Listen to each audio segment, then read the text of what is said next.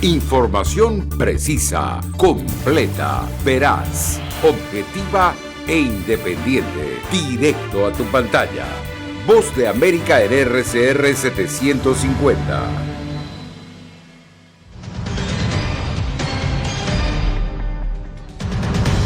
El presidente Biden renueva la campaña de vacunación al colocarse la tercera dosis de Pfizer contra el coronavirus. Nueva York en vilo ante la fecha límite para que trabajadores de la salud se vacunen. Además, gobierno estadounidense anuncia nueva medida que busca proteger a los beneficiarios de DACA. Y se cierra una nueva ronda de negociación en México entre gobierno y oposición venezolana.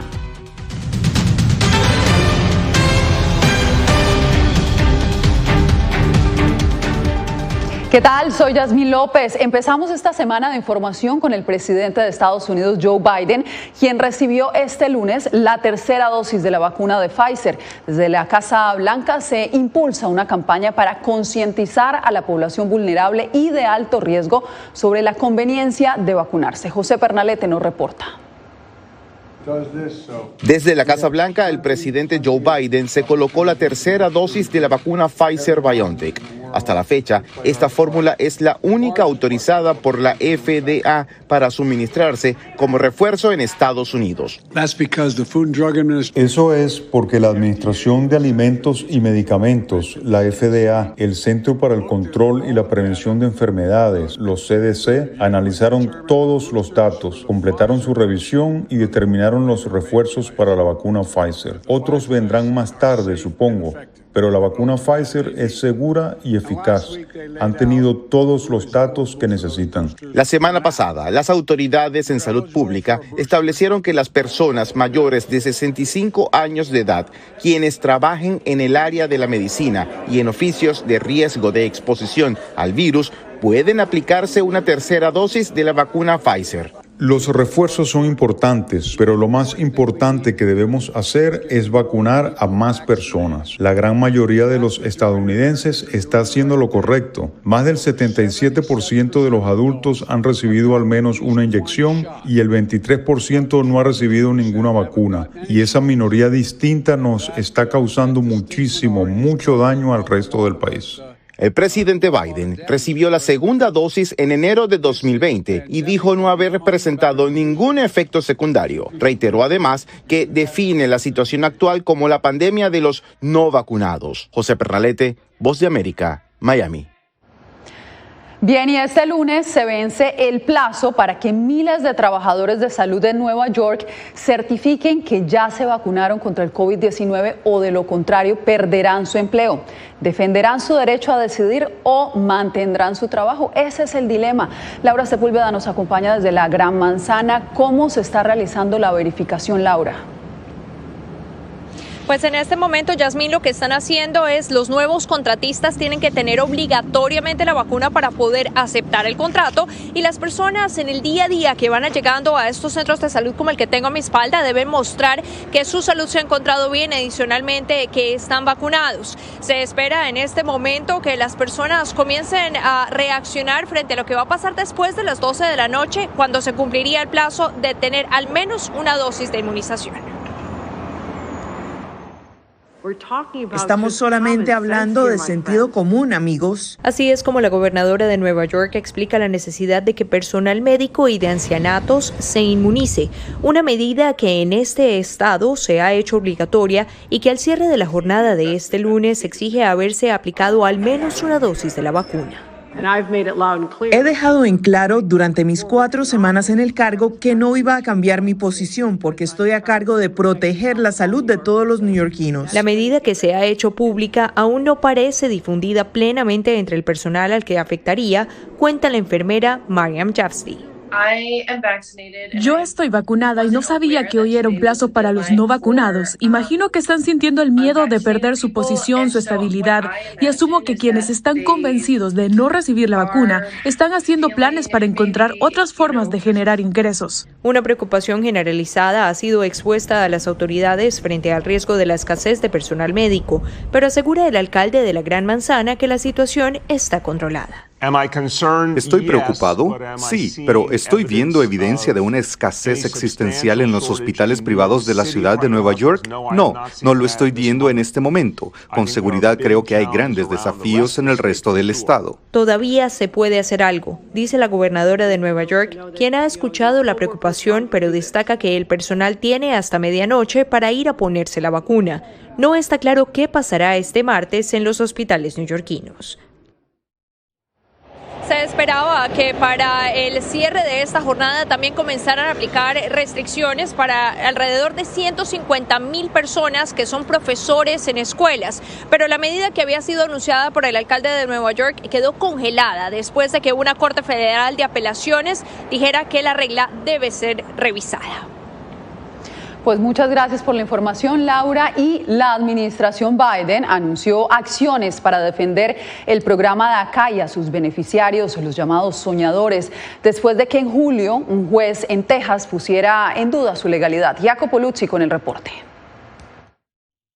La administración Biden anunció una regla este lunes para salvar a DACA, un programa de la era del presidente Obama que protege de la deportación a cientos de miles de inmigrantes indocumentados traídos a Estados Unidos cuando eran niños. Esto después de que un tribunal de Texas declaró en julio ilegal el programa y suspendió la capacidad de los beneficiarios de solicitar protecciones. El Departamento de Seguridad Nacional anunció que las medidas preservarán y fortalecerán el programa DACA al tratar de abordar las preocupaciones sobre cómo se implementó y empezarían el camino para crear un nuevo programa. Sin embargo, su secretario Alejandro Mayorkas dejó las cosas bien claras. Este aviso de propuesta de reglamentación es un paso importante para lograr ese objetivo. Sin embargo, solo el Congreso puede brindar protección permanente. La regla daría al público 60 días para enviar comentarios a favor o en contra del programa DACA, aislando así a sus beneficiarios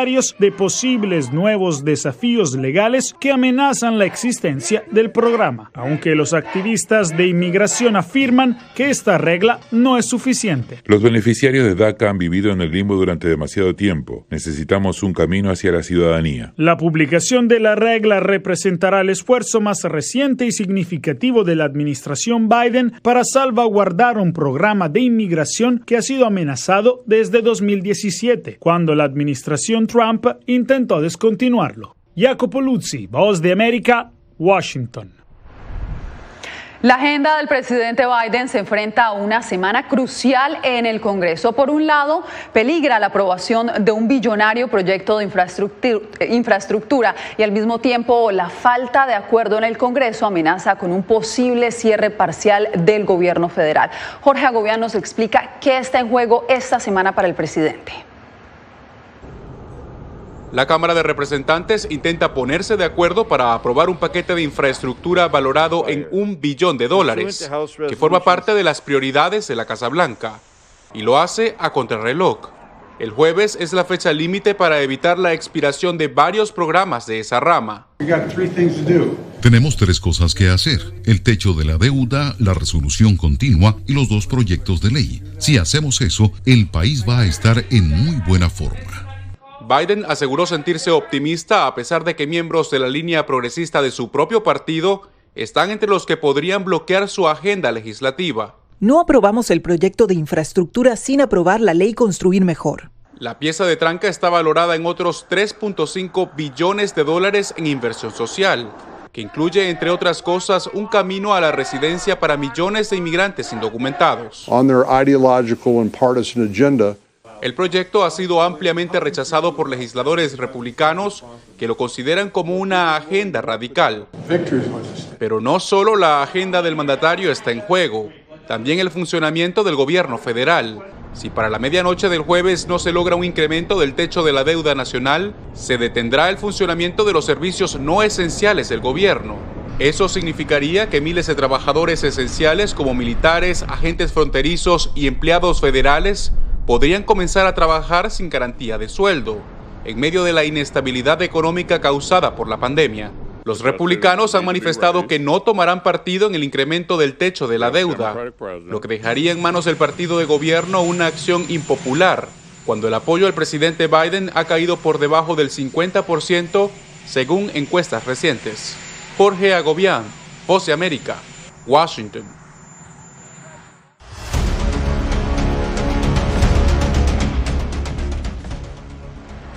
Este lunes se espera que concluya en Ciudad de México la tercera ronda del diálogo entre el gobierno de Nicolás Maduro y la oposición venezolana. Celia Mendoza, nuestra enviada especial de La Voz de América, está en el hotel donde se adelantan estas reuniones. Celia, ¿cuándo empezó oficialmente esta ronda y qué se espera que suceda hoy? Oficialmente empezó el domingo, esto después de un impasse que se registró entre los miembros del oficialismo y los del equipo negociador. Se espera que durante esta jornada se pueda finalizar y tener una perspectiva de si hay acuerdos parciales o no, algo que hasta este momento no está claro debido a que ninguna de las partes ha dado declaraciones. La reducción de la democracia y el respeto de los derechos humanos debe ser algo preocupante para todos nosotros. Hemos visto graves violaciones de los derechos humanos en muchas partes del mundo, en Venezuela. Estas declaraciones de Erna Solberg, primera ministra de Noruega en la Asamblea General de la ONU, provocaron un retraso del inicio de la tercera ronda de diálogo en México tras el arribo tardío del equipo negociador de Nicolás Maduro.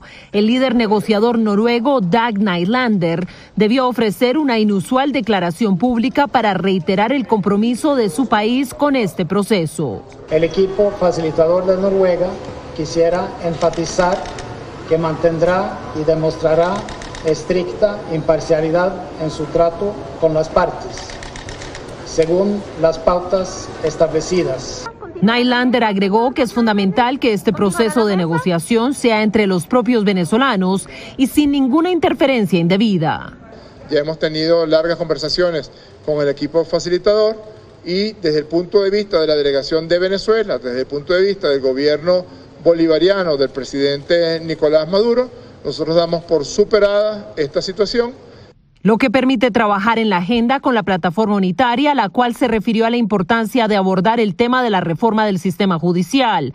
Nylander generó nuevas expectativas respecto a los posibles resultados que podrían arrojar esta ronda de negociación que finaliza este lunes. Tenemos la expectativa de que las partes puedan lograr avances importantes durante estos días aquí en México que favorezcan al bienestar del pueblo venezolano. Muchas gracias. El equipo negociador de Nicolás Maduro insiste que Alex Saab, detenido en Cabo Verde y con orden de extradición a los Estados Unidos, hace parte plena de esta mesa de diálogo, algo que ya había sido rechazado por el líder del equipo de la plataforma unitaria de Venezuela cuando se anunció en Caracas, asegurando que rechazan esta opción. Yasmín. Te agradezco, Celia, por la información.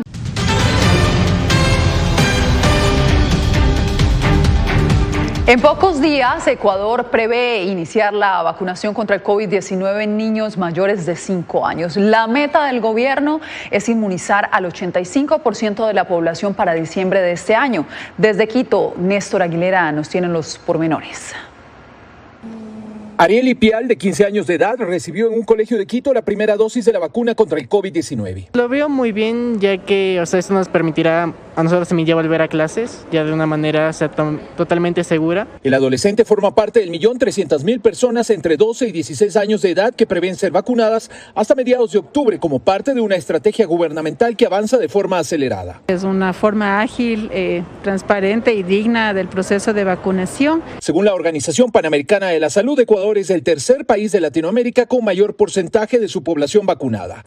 Es una situación diferente a la de meses atrás y ya se planifica vacunar a 2,5 millones de niños entre 5 y 11 años de edad a partir de la segunda mitad de octubre. Este porcentaje de vacunación, más del 50%, junto a la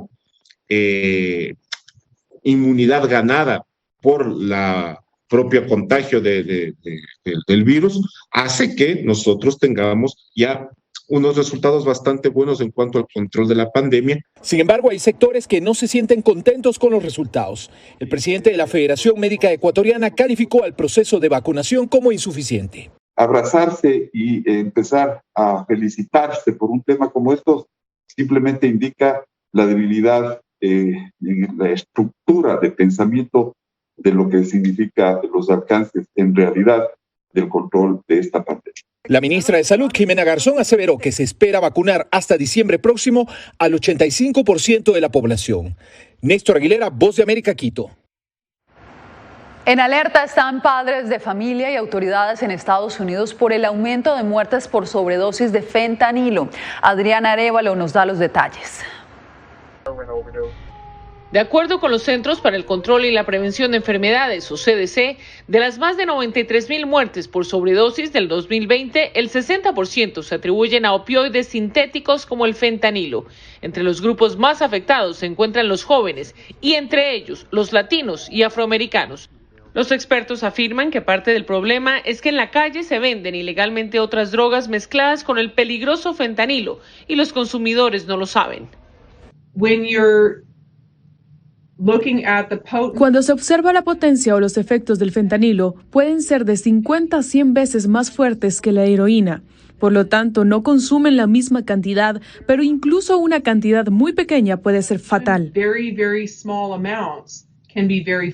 Y aunque muchas medicinas recetadas para el dolor contienen fentanilo y podrían ser halladas por los adolescentes en su propia casa, un gran número de casos de muertes provienen de drogas compradas en la calle o distribuidas en fiestas y eventos sociales y cuyos ingredientes son desconocidos. La clave, dice la doctora Solomon, es hablar de frente con los jóvenes. Creo que tiene que ser una conversación muy abierta desde una edad temprana con los niños para que sepan que pueden hablar a sus padres sobre este tema y no tiene que ser tabú. Estados como California, Tennessee, Kentucky y Nuevo México sufren los embates de la que los expertos llaman una epidemia de sobredosis. Por eso, a nivel federal y estatal, se dedican recursos y herramientas para informar, apoyar y educar a las comunidades más vulnerables. Adriana Arévalo, Voz de América, Las Vegas. En Afganistán crece la tensión social tras el hallazgo de 4 cadáveres masculinos que aparecieron colgados en la ciudad occidental de Herat. Les advertimos que las imágenes son fuertes. Se trataría de presuntos secuestradores, dijeron fuentes del Talibán, quienes habrían sido expuestos al escarnio público para disuadir a potenciales secuestradores. El hecho sucedió después de que en una entrevista con la agencia de noticias AP, el Mullah Noruddin Turabi, uno de los fundadores del Talibán y el promotor de la línea dura de la ley islámica, anunciara el regreso de las amputaciones y ejecuciones en ese país.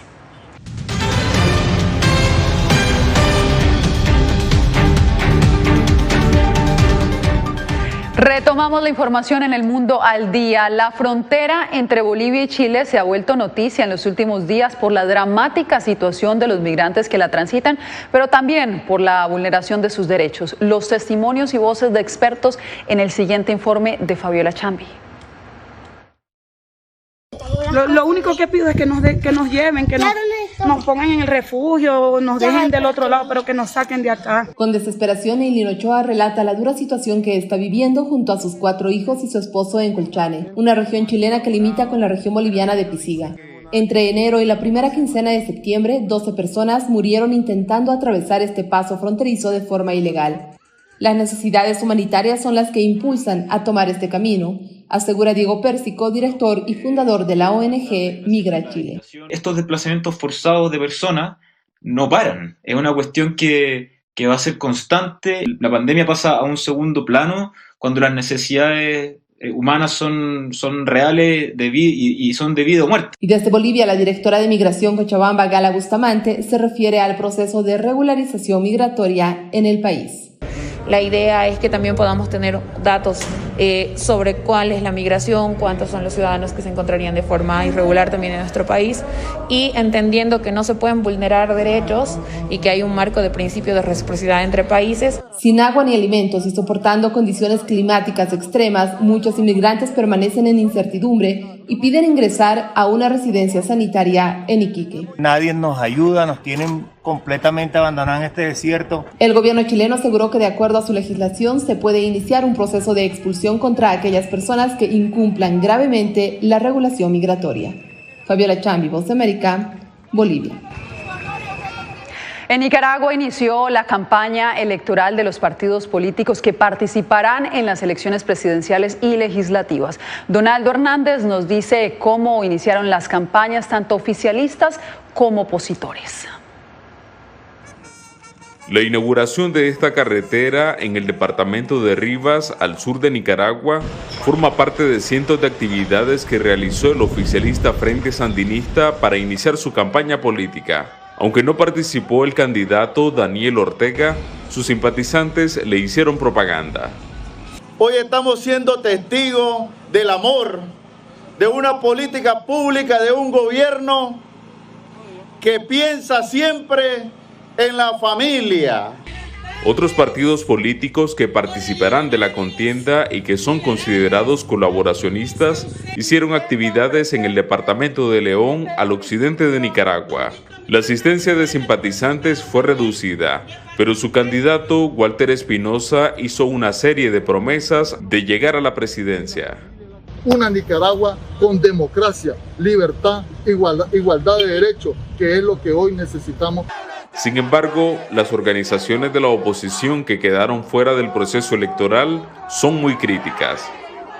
En Nicaragua no hay por quién votar, porque no hay elecciones. Lo que hay es una farsa electoral. En el marco de la Asamblea General de las Naciones Unidas, 8 gobiernos de América y Europa firmaron una declaración conjunta en la que aseguran que en Nicaragua no existen condiciones para unas elecciones libres y justas. Donaldo Hernández, Voz de América, Managua.